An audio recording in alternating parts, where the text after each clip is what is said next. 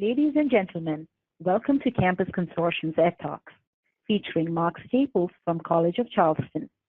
Today's topic for the Edtalk is making the leap to modern technology. What's in store for higher ed in 2019? Our presenters for today include Mark Staples, who is the Senior Vice President and Chief Information Officer for College of Charleston, and our Edtalk facilitator today is John Wanamaker, Executive Director of Campus Consortium. We will take questions at the end of today's presentation. Please enter them into the chat box or go to webinar control panel. We would be taking polling questions between the Edtalks, and you would have a couple of seconds to select your response. Without further ado, please allow me to present Mr. Wanamaker and Mr. Mark Staples.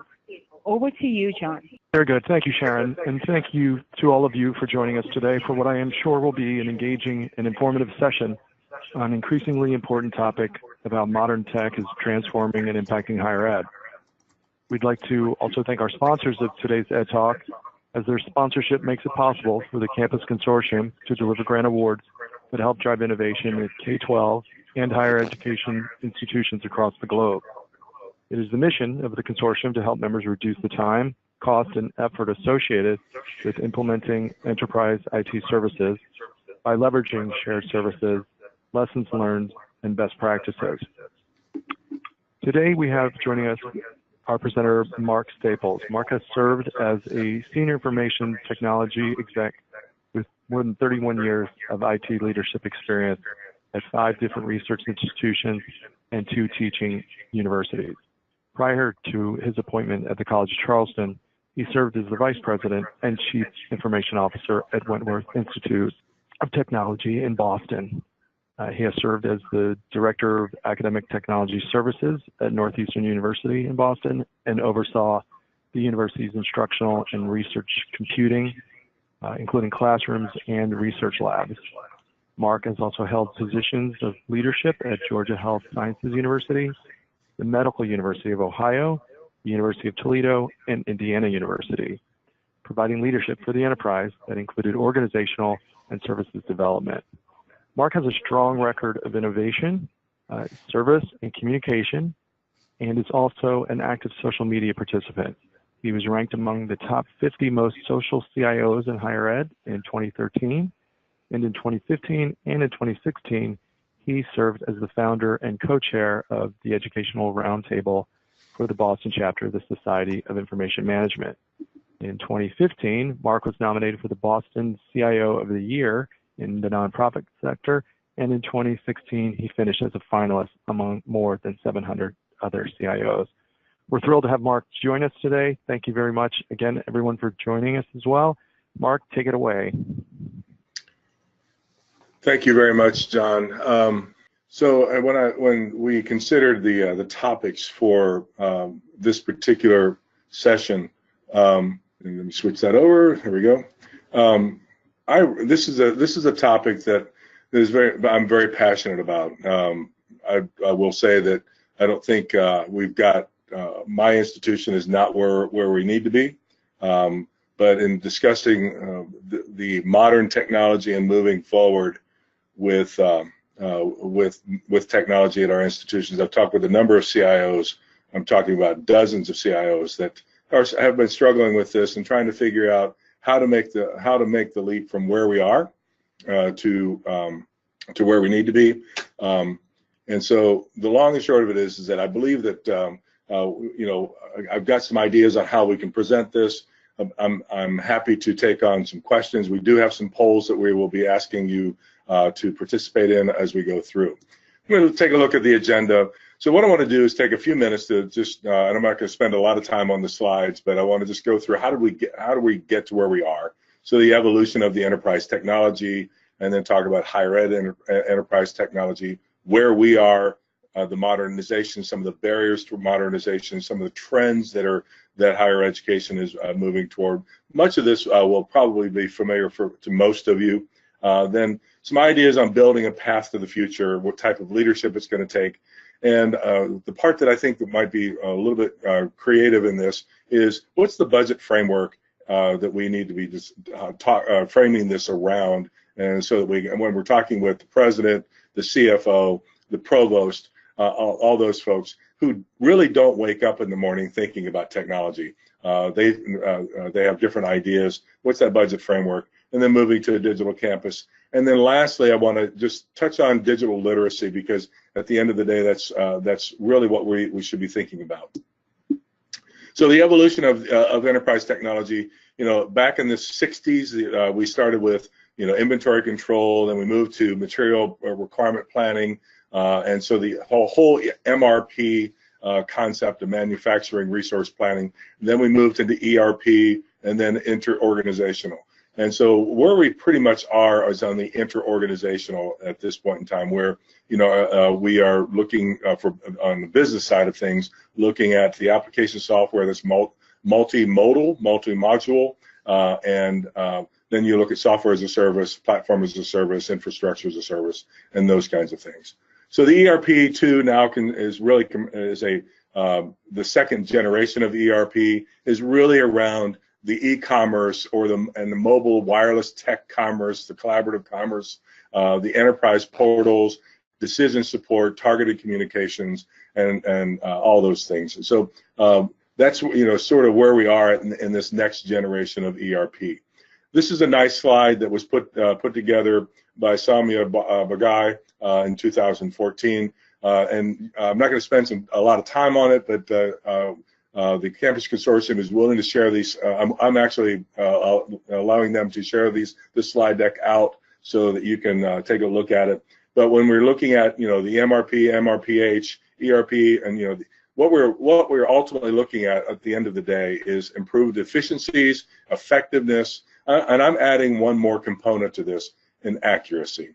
If there's anything that I've heard in the recent years, is we want to make sure that anything coming across is not just efficient, but we can guarantee 100% accuracy. So again, not spending, these are obvious things that those of you that have been in higher education for a week know all this. But you've got enterprise and the administrative side of the house, you've got the academic side of the house that we're all involved in supporting at different layers. Some institutions are fully centralized, and then the other institutions are nearly all fully decentralized. But at some level, we're all providing support to these particular technologies. And here's some components around the student. You got the student information system, which comprises curriculum management, financial aid, student financials, and those things. And then learning management around the grade book, rosters, lecture capture. That's a whole other topic I've done presentations on in the past, as to where the future of learning management is going. That's a different topic for another day, but this is sort of outlines the where student technology is. Here's the administrative side. You got human resources, finance, and advancement alumni, and you'll see why I'm going down this road in just a second. And then public safety, information technology, those areas that are somewhat out on the peripheral, or as far as the administrative side of things. And then this infrastructure thing, and this is a very simple slide, but we're dealing with the web and middleware, identity management, data warehouse, and those kinds of things. And so, and I've got slightly exaggerated, but in many cases, all the reporting is pretty much out of each of these particular areas. Unless you've got a really well-constructed data warehouse, this is generally how things are set up. Each system or each area has its own reporting structure. So where are many of us today? And I've got a poll coming up, so I want you to be thinking about this while I'm going through this. But the poll of how well do you think your environment is integrated? But the CIOs that I'm talking to that are at the sort of the mid-major type CIOs, mid-major institutions to smaller institutions, liberal arts colleges, research 2 and 3, some research 1, is not fully integrated, paper-based, legacy-based, and core competencies are low. So I want you to take a look at this at the poll, and what percentage of your environment do you believe is fully integrated? I'll just give you a few minutes to respond to that.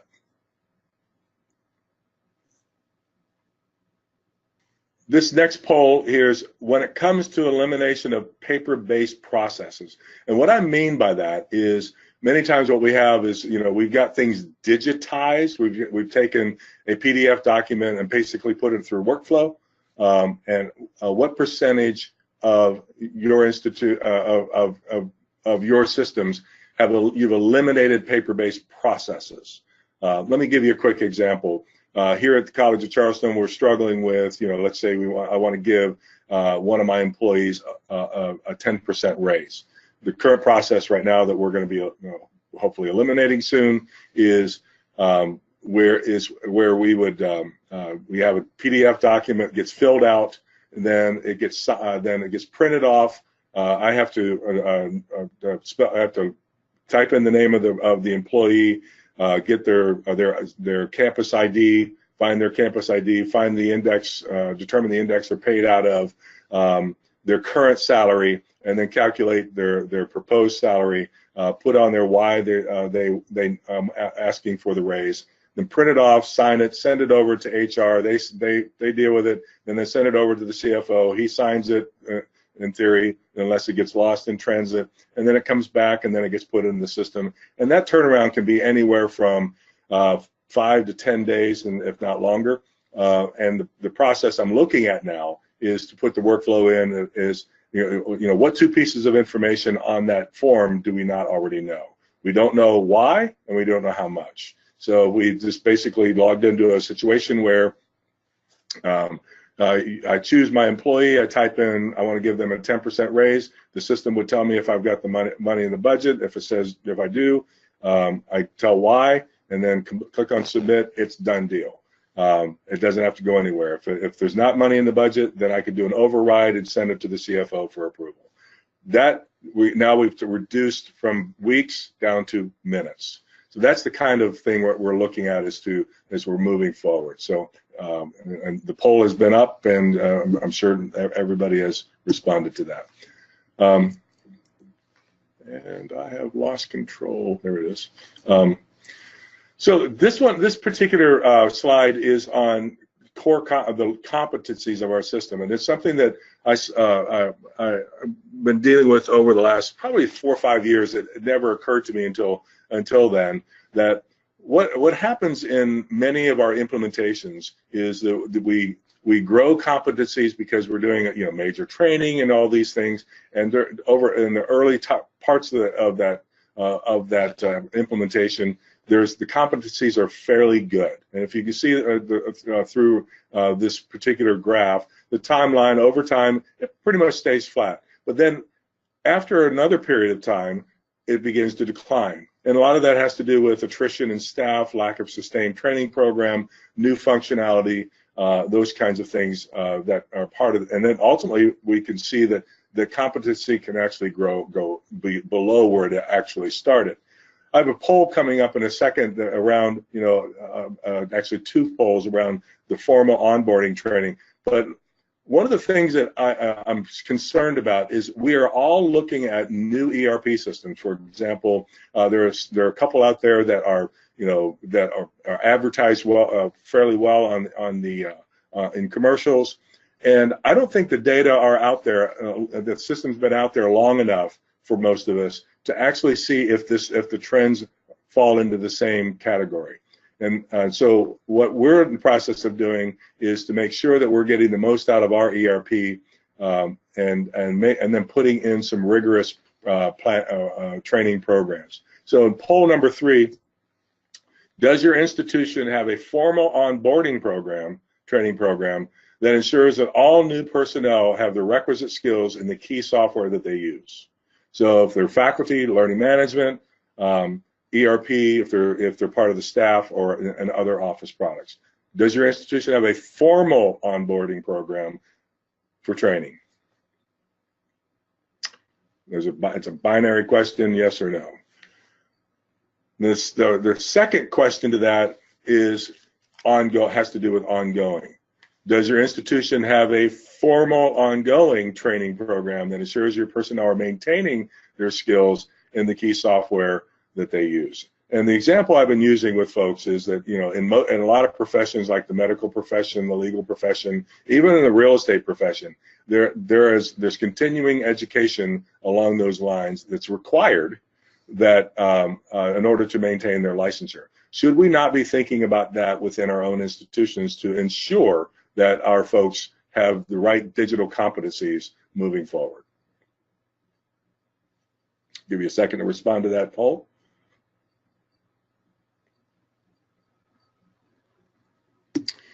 So modernization, so Gartner came out with a term that was to contrast the digitizing of processes and calling it digitalization. And an interesting definition, digitalization puts people first and reduces barriers between business units and reduces operational friction for students and faculty. It's a hybrid definition that I sort of came up with several months ago, that what is digitalization is to reduce barriers and then reduce operational friction, and primarily for our students and faculty. Of course, you know, staff are part of that as well. So this is a little bit of an eye chart, but you'll bear with me. A digital workplace decouples the work from the physical location. This definition from Microsoft Western Europe VP, I think, says it well.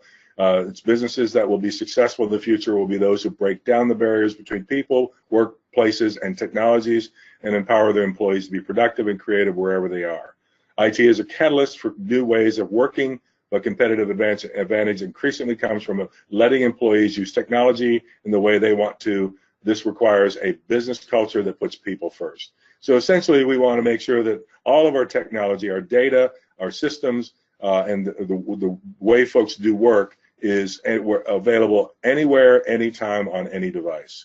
And it can be done securely. And that we would reduce operational friction by decoupling much of that through appropriate workflow. So what are the barriers? And this one's a fun one. A couple of years ago, I was thinking through, you know, what are some of the barriers? I see this a lot of times within higher ed. I've been doing this for now 31 or 32 years. Excuse me. And one of the things I realized that is when we implemented our technology, we really didn't do it in a transformative way. I've been in institutions where I was mandated to implement technology to follow the business processes of the previous, let's say, mainframe system or the previous system that no one wanted to change. And no one wanted to change the workflow, the way that they were doing things to actually leverage the best of the technology. And so I was thinking about that, and I came up with this. In order for technology to be transformative, it must change behavior. And if it isn't transformative, it's in the way. And if you talk to a lot of our users out there, many of them complain about it's just, you know, technology is a necessary evil, and they feel like that it's, you know, it's a layer over top of what they do. It really hasn't simplified their lives. And I know I'm being overly general with this because in many cases we have done a lot of work to simplify lives, but for the most part, that's not the opinion of the institutions, at least I've been familiar with and aware of over the years, and the ones that I've talked to at other institutions. So some of the barriers. I think the primary barriers, we have a lack of digital fluency or technology fluency, which also means that we don't have literacy.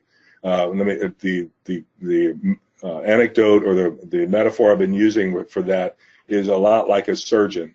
Actually, I went to the dentist the other day, and it fits there as well. So if you've been to the dentist recently, they have different tools for different reasons. Most of us have not used those tools, but in a surgery, some of us have had scalpels in our hand. But so we might be competent in using a cutting instrument, but a surgeon knows which cutting instrument to use, when, and how. And so the difference between fluency and literacy is along with I know how to cut, but now using the right type of tool becomes a part of literacy. You can't have literacy without fluency. There is a digital divide. We have that the students who come from different socioeconomic backgrounds. We have faculty the same way, where you've got different departments who have more money than other departments. So there is a digital divide. And then oftentimes we put up our own barriers in IT, where there's so much bureaucracy, so much that goes into things. It becomes what I call the CI no shop. Sometimes it's insufficient funding, and you can read the rest of it. But one of the things that I'm working with, and I've been working with my staff here, is around our own technical rigidity, making sure that we don't become technically rigid on how we do things. So some of the trends. So getting into participatory culture, and it's focusing on literacy. If our technology is just out there for technology's sake and we're not focused on literacy, then I think we're missing a key component to actually transformation. So really building skills around traditional literacy, research skills, technical skills, and critical analysis skills taught in the classroom. It's important to understand, though, you can't give what you don't have. So that means it's our staff and faculty have to have this in order for it to extend down to our students. So some of our trends in higher education, again, most of this, many of you know these things, improving our infrastructures and architectures, which, those of you that are on this particular webinar are already there. You're thinking about these things, process reengineering. But one of the things that we're working toward is, how do we get better engaging communications? How do we build the team building, collaboration? How do we build knowledge management around that? Interactive learning spaces.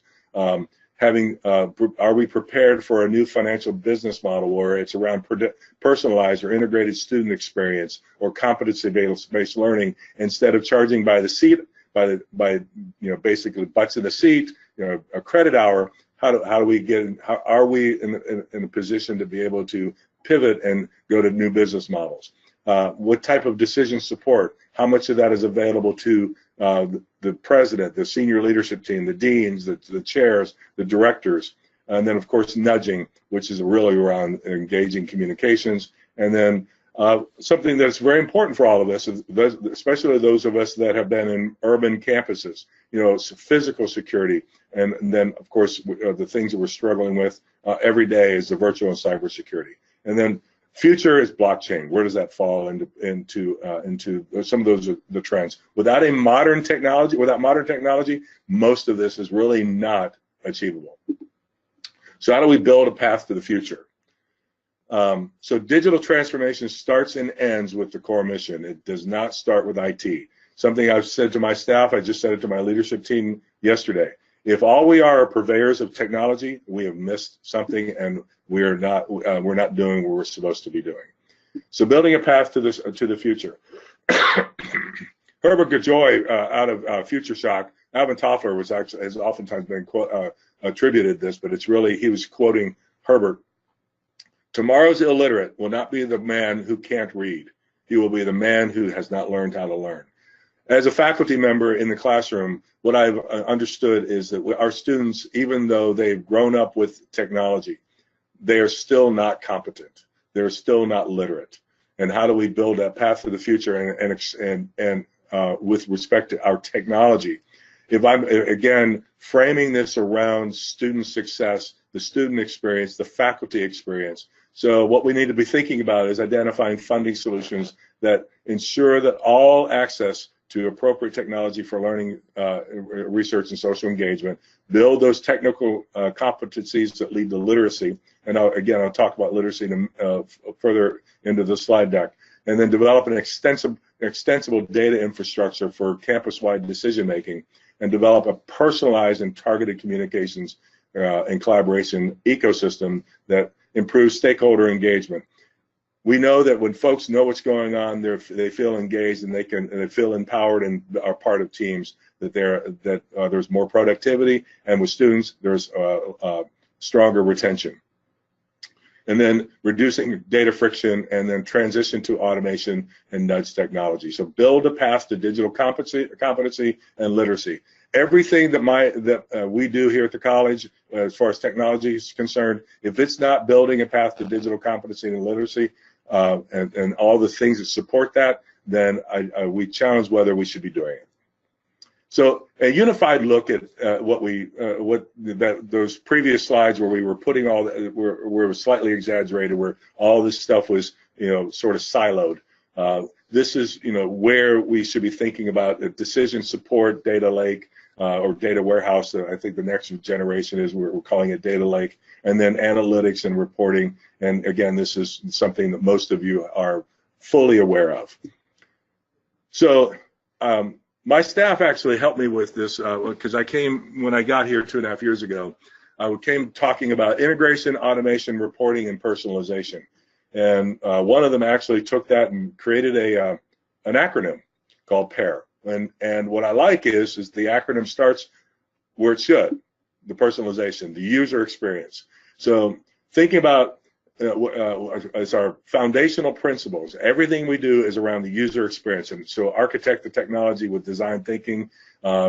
Design mindset is not just problem focused, but it's solution focused. So that means we have to understand and know what our users are doing and how to not to replicate it, but to provide them with opportunities to improve that.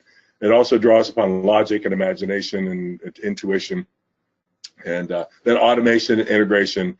The integration piece is, frankly, this is where it gets sort of wonked out in the sense that integration has to come before automation. You can't be fully automated without being fully integrated, but for the sake of the acronym, automation comes first, but you transition from the current archaic integration data extract methods that most of us have dealt with over the years and into more near real-time type API type connectivity, and then working toward automation. Again, not just digitizing processes, but redefining those processes and into anytime there's any kind of process you got, the question I've asked my staff to think about is, what are we asking for that we already know? Give you another quick anecdote. A few years ago, a colleague of mine, his son was transferring from the university that we were at and to another university, and he said, so there was download a PDF document, walking around for signatures, and he said, we need to put this PDF file online, and because it's all manual. I said, no, we don't. And he said, why? And I said, what's the two pieces of information? What information is on that document we don't already know? Where and why? Where are they transferring to, and why are they transferring? And when we started mapping this out, the way the workflow should be working is, as a student, I can go click on I want to transfer, and if we do this right, there's a list of all the institutions that they can transfer to. Click on that institution, don't even have to type in the fax number or an email address or whatever, and then provide an information as to why you want to transfer, and then click on submit, and what is it asking for? Do you owe any fines? Do you owe any money? Do you have any incompletes, and all those things? If all those come back as you don't owe anything, then a confirmation message is sent to the student saying, congratulations, we're sorry to see you go, but your transcript has been sent to the new institution. Have a nice day. So again, better automation, not just digitizing things. So on the personalization side of things, as I said, using the data we already have to connect, that will help with communications. It becomes more targeted. I'm actually looking at other industries and how they are, especially retail, and how they are connecting with their customers. And should we not be thinking about that from not just our prospective students and parents, but our current students, to continue to remind them, you made a decision to come here. And so when they run into the snags or barriers or problems, the persistent rate continues to go up because we continue to remind them why they're here and what the benefits of coming here are, and then extend that off to alums. Present information that is important to the role, not in person, not just the traditional gateway or portals that we've had over the years. and move into more of a gateway type concept where, you know, when you log in, you see everything that's important to you, not just what everybody else sees. So here's poll number 5. Has your institution transitioned from traditional portal technology to gateways? All right, so as we continue to build a path to the future, reporting outcomes, we have a new president starting here very soon, and I had my first meeting with him last week, and one of the things we started talking about is what kind of information does he want? And so he's not just talking with us, but of course he's talking with institutional research, who is basically the hub of this information. But have we reached the point where we are providing all the leadership with the right kind of information that's easy for them to consume? One of the things that I've talked with folks about in the past is that you can't just put it out there and expect them to go. So there's the nudge technology piece is to continue to remind them that there's information out there to, let's say, I'm just making this up, but every Monday they get a message saying, here's your latest numbers on student retention, or here's your latest numbers on how many faculty are preparing to retire, those kinds of things. And then look at from outcomes around student, faculty, facilities, and things like that. And then around communications, I did a presentation recently on there are 4 basic kinds of communications. There's news, events, transitory, and knowledge repository. One of the problems is that we use the same technologies oftentimes for all 4 of these. And email is the primary one. Some of us have Yammer, but again, when we're using a single or just 1 or 2 technologies to deal with all these particular kinds of communications, then what ends up happening is that we get overloaded, and I call it the white noise of communication. People start ignoring what's important, and so coming up with strategies to help them hear about events that they care about and that are important to the institution, and then providing places for knowledge repository. For the last probably 15 years, every committee that I've had, every project that I've run, every division or department that I've run, we've actually put things around, either in the old days wikis, and now we're using Office 365 and Teams, and everything that we do goes there. We're taking it all out of email. And then digital communications leverages the knowledge management system. It's an anywhere, anytime, on any device. Improved access control. One of the things I've just recently talked with the senior team about, and the board of trustees, is to eliminate attachments. It's been a 20-year quest. And I think that it's probably if it's the last thing that I do on my deathbed, my desire is to eliminate all attachments out of email, because it not only is it inefficient, and as Gartner calculated, 80% of our intellectual property is inside our email, which is not the appropriate place, but it also adds risk. So it's not my job to have all the answers. So sometimes it's nice, but I don't have all the answers. But it is my job to ask the penetrating, disturbing, occasionally almost offensive questions as part of the analytic process that leads to insight and refinement. That's from Gary Loveman, and I love that quote because I do that well. The disturbing and almost offensive is probably the one that drives people crazy. But the other day I was having a conversation with my leadership team, and we were talking about communication, awareness, and training. And it occurred to me that actually works out as a really nice acronym as well, ACT. So create awareness, communicate, and train. Create awareness, communicate, and train. Rinse and repeat. Create awareness, communicate, and train. I've done 4 IT strategic plans in my career, and all 4 of them have produced information about technologies that we already provided. So there was no awareness, and it showed that we actually had a communication problem, a marketing problem, and then of course we need to provide training on how to get access and use those systems. This is something most of you have seen, I'm sure, the 2 types of leadership, the digitized versus digitalized. but the MIT Sloan came out with in the digital business, digital leaders are fixated on the user experience, benchmark against their dreams, not the peers, and value ideas and input from many sources.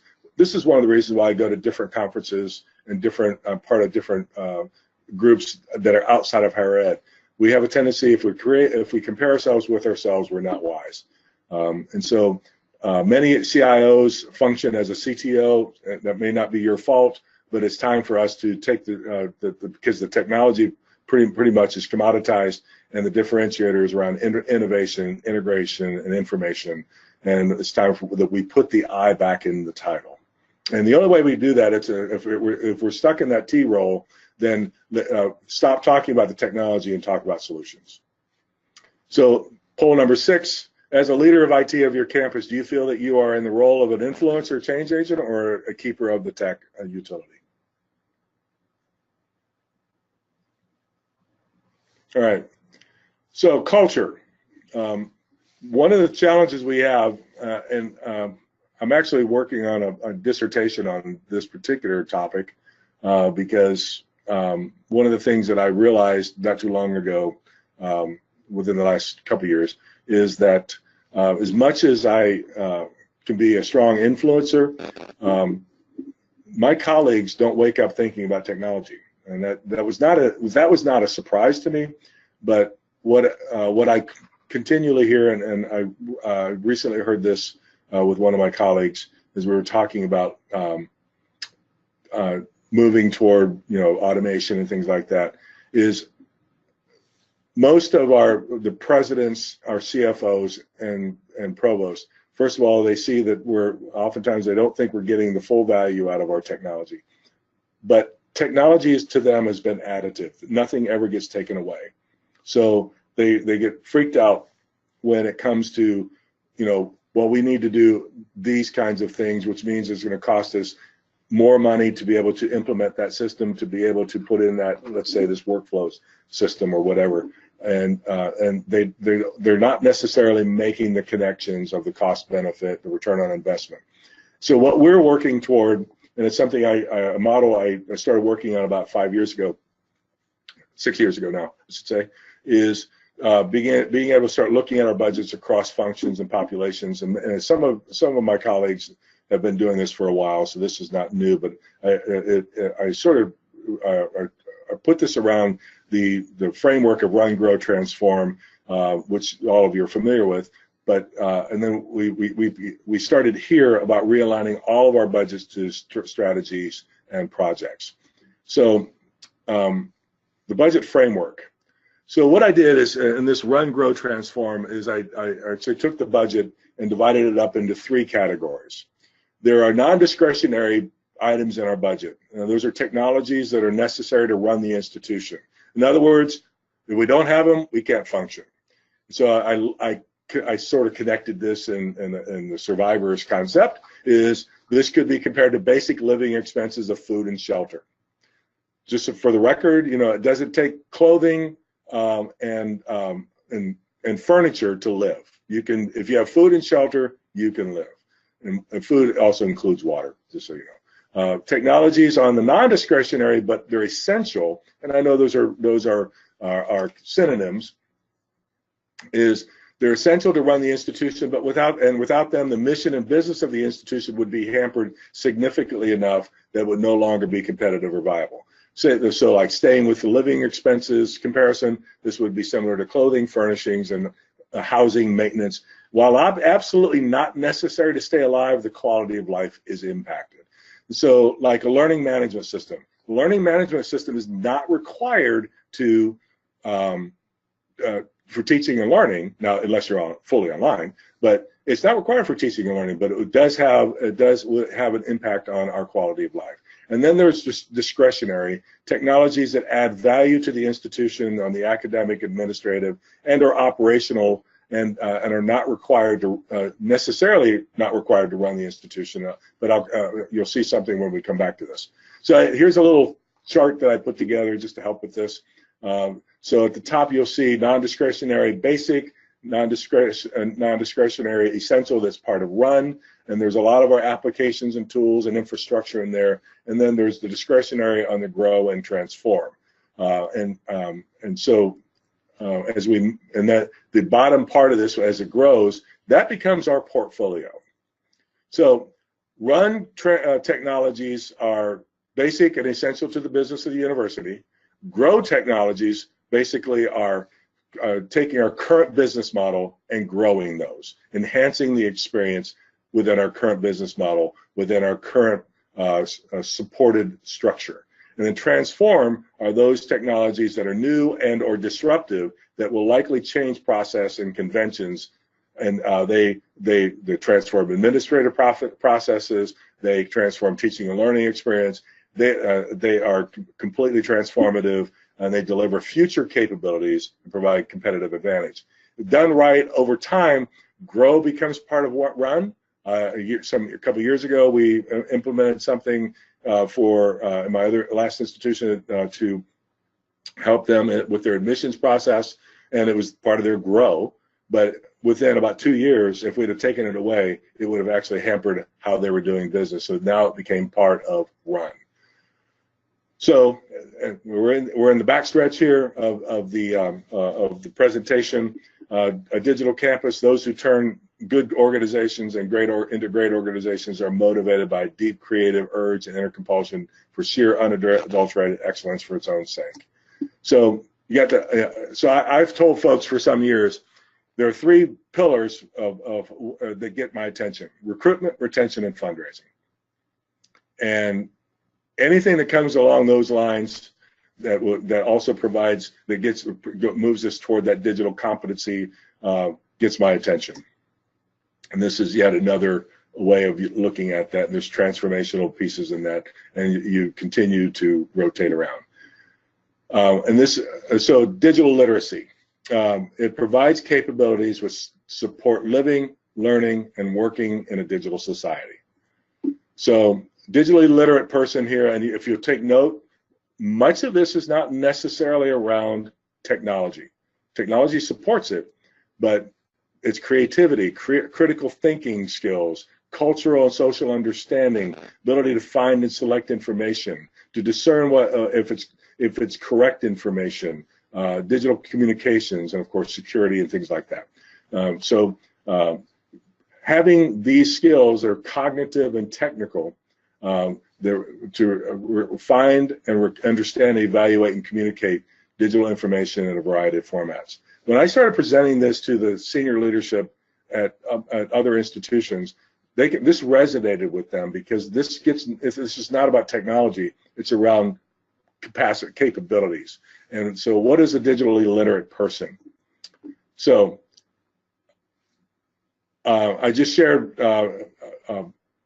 almost 40-some slides with you, and as an IT person in higher education that also is a faculty member, one of the things that I think one of the most passionate things I have, that sort of gives me energy, is this sentence here I put together several months ago.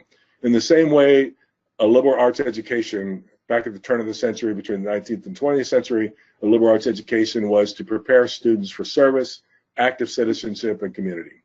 We should also now be preparing our students to be good digital citizens in a digital world economy and prepared for lifelong learning. That resonated very much with my leadership here, and as we are moving forward, our goal is to provide the technologies that would reduce operational friction, create efficiencies, accuracy, effectiveness, but more importantly, create an opportunity for us to become good digital citizens in a digital world economy, and preparing our students for lifelong learning. So we'll open it up to questions. Sharon, do we have any questions come in for Mark? Yes, we do. And I just wanted to know, does Mark want to display the poll results as well before we head to the questions? Yeah, I did. For some reason, I was not able to see all those results. I just didn't see any of the results, so I couldn't speak to them. But I'd love to hear. Let's share some of those results if we can. Perfect. So I'm sharing the first result with everyone. And Awesome. Mark, have you received the poll results as well? I've got the what percentage of our environment do we believe is fully integrated, this is about what I thought is that, you know, most are right in the middle. So you got about 81% that are anywhere from 15 to 75%. Nobody's over 75%, which is not a surprise. Yep. So I'm picking up the next result, if you would. Yeah. Just give me a minute. So, yeah, same percentages, and actually it's a little higher. Actually, a little lower on the elimination of paper-based processes. So what that tells me is folks are actually are putting processes in place, but not necessarily fully digital processes. You can go to the next one if you would.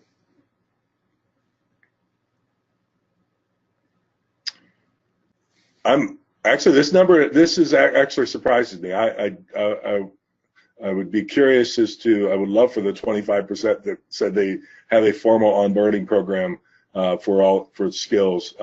I'd love to know who they are, because I want to find out how they're doing, what they've done to make sure that happens, and how long it takes for there's folks to what tools are they using to make that happen. So that's actually a surprise to me. And I expected the no to be more in the 90%. So kudos to those 17%. Very good. Yeah, that's and a lot of institutions are beginning to try to transition that way.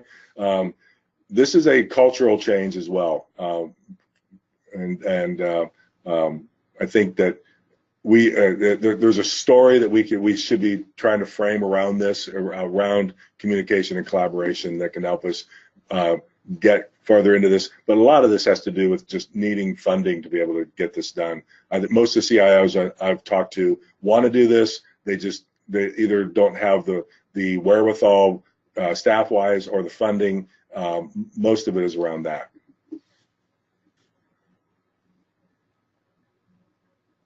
Oh, this is actually good to see. I'm glad that the vast majority feel like that they are a change agent and influencer.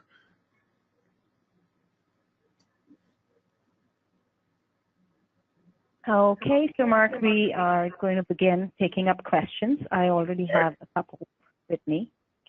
So Fabio here is asking, is the LMS becoming an essential technology due to changes in higher education? So, what I've done is that when I think about the LMS, I think about two parts of this. We've actually tried to extend the LMS, in my opinion, beyond what it really should be focusing on. It's a learning management system, so I do think that there's still going to be a role for the LMS around learning management, meaning grades, rosters, and the distribution, so to speak, of course materials and assignments and those kinds of things, at least for in the near future, over the next probably 5 years or so. What I do think is that, and I've talked to a number of LMS vendors on this, is that we need to be able to provide more connectors to enable faculty and students to use other systems that can actually be much more interactive and much more engaging and a little more agile, because the LMSs, even some of the better ones, are still not very agile when it comes to the actual instructional part of things, where the teaching and learning actually happens. And so in the blended or the hybrid courses, the learning management system can provide support in those areas, but when you get into fully online, you really need some stronger, more interactive solutions that can support both synchronous and asynchronous teaching. I hope that answered the question. I do think there is still a place for it. It's just, I think it needs to be considered more around management course management for that particular semester. Perfect. Thank you, Mark. So the next question is by Keith, who's asking, how do you get C-suite and faculty support to drive digital on campus? I will tell you that it takes time, patience, and repetitive discourse in saying it different ways. I meet, and I know I'm sure most of the CIOs out there do the same thing, but I meet with every VP individually monthly. I meet with every dean twice a semester. I meet with other business unit areas at least once or twice a semester. My point to all this is all I'm trying to do is in those meetings is to first of all build relationships and trust relationships and respond to their immediate needs, but then to be able to continue to talk and dialogue around where we need to go. So that's one side of it. The other side of it is on the IT side of things, creating a culture within IT where we are not reacting and responding and dealing with operational issues. We become operationally excellent. We deliver the grow part of things, so helping to enhance the current operations, because if you can get some credibility behind you and delivering results on things that they already know about, when you start introducing transformation, they begin to listen with different ears. Great. I hope that answers the question. All right. So I'm taking up the last question now, which is, thank you for sharing tips on communicating results. Can you share the communication types article you referenced? Also, would you be willing to do another Edtalk in the future on a deeper dive on communicating results? Sure. The last question, yeah, I'm happy to do that. So if you could repeat the first part of the question. Absolutely. So this is, can you share the communication types article you referenced? The article I referenced, I'm trying to remember what that was. Sorry. Let me go back to. I think it's where you referenced the 4 types of communication. Oh, yeah. Okay. I actually put that together myself. That's not an article. I was doing our marketing and communications department here, and they're great. They're really good to work with. But they would also tell you that they have been traditionally print oriented. And so as we were discussing how we were going to become a more centered around digital communications, I did a presentation for them, this is just a snapshot of that presentation on the 4 basic types of communication, how we're communicating now, and then how we need, and the tools associated with that, and then how we need to think about moving forward with better communication and better tools and much more responsive tools. So if that's what he's talking about, and I'd be happy to elaborate that, because I can spend an hour at least on that particular topic. And digital communications, when I think about Target, when we think about and what they have done as far as retail and understanding their customers, there is so much information that higher ed has available to it that is disaggregated.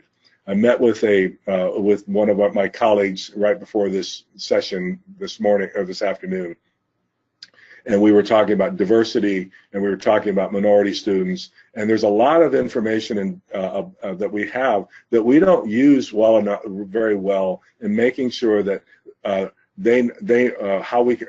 ensure that they feel engaged, that they feel a part of the institution, and that they're more than just a number of students. But that's true with all of our students. So finding ways to continue to market to our students around events and news and transitory information. And unfortunately, we end up combining all of that into one methodology. Generally, it's around email, and therefore it gets swallowed up. All the important stuff gets swallowed up by the volume of information. I had a dean say to me a few months ago, I used to be able to at least acknowledge the fact that I received an email message from someone.